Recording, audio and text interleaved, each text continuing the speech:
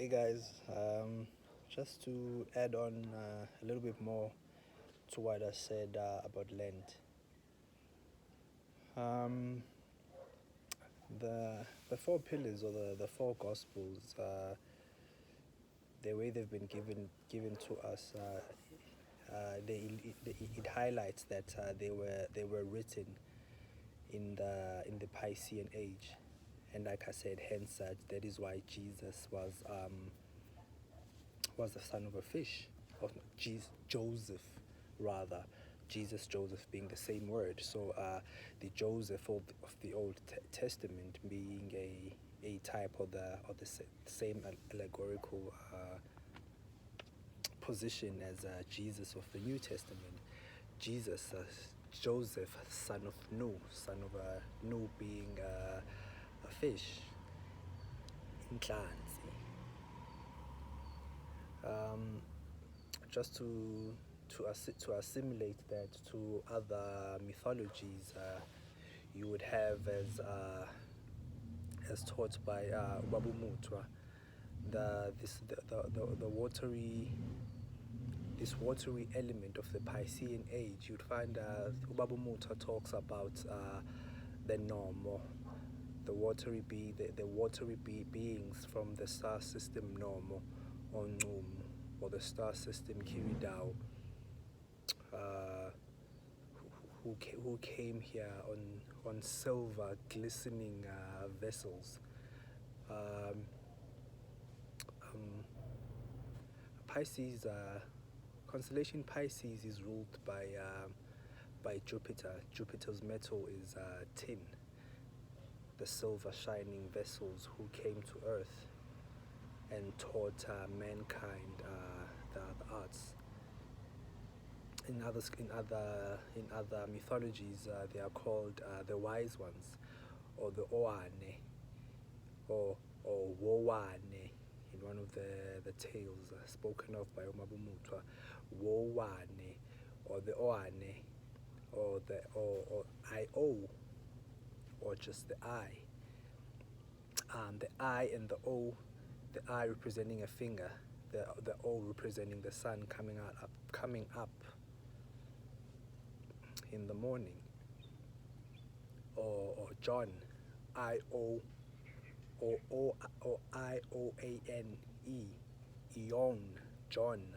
Linguistically, I, E, Y, and J, yeah, they are interchangeable. So yeah, it's either Eon or Yon or John or Wowan, as put across by Ubabumutra in the story of Wowan and Mbaku. Interestingly enough, in the Asian mythologies of Fushi, I hope I'm saying it right, Fushi.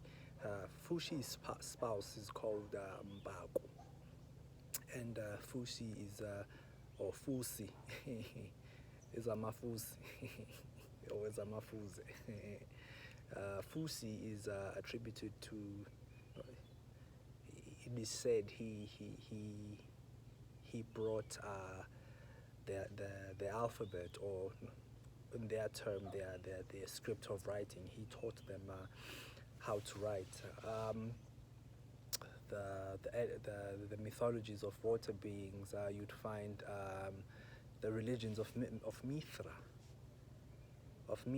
where you'd have those pointed the fish heads.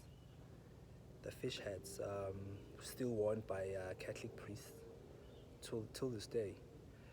You'll find the allegory of from Sumeria, from the Enuma Elish, I think, or from their texts. You see from their walls, you have these beings, this half man and half fish being. You have their fish god Dogon or Dogoni. Speaking to that time period, Pisces, and obviously we're not in that constellation anymore. We've moved over to Aquarius, which is an air element.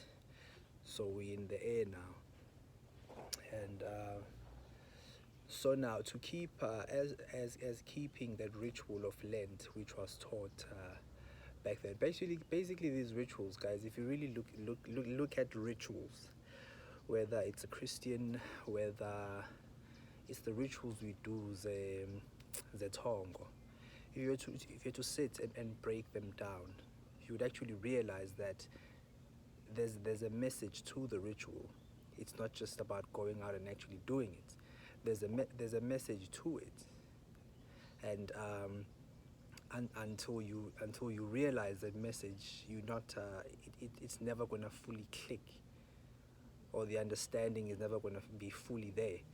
And so in the ritual of Lent was to actually capture this idea that we are in this age. We are in this age. So the example we have now of moving from that Piscean age, or as the sun is going up, preparing to cross over into the land of spring, we go through Lent. We go through a period of reflection and fasting, and and we cleanse. We go through cleansing because, as I said, winter we eat a lot of nonsense. In some cultures, depending where you stay, how cold it gets, there's a lot of hot drinks or vodkas, like the Russians, for example. We in our side, in the south, we eat a lot of bread. We consume a lot of starch, and so before we cross over into spring, or before we pass over into the promised land, we go through a ritualistic cleansing. This would be, in the Hebrew context, it would align with removing leaven from the body. Remember, before Israel goes for Passover, all the leaven must be removed from the body.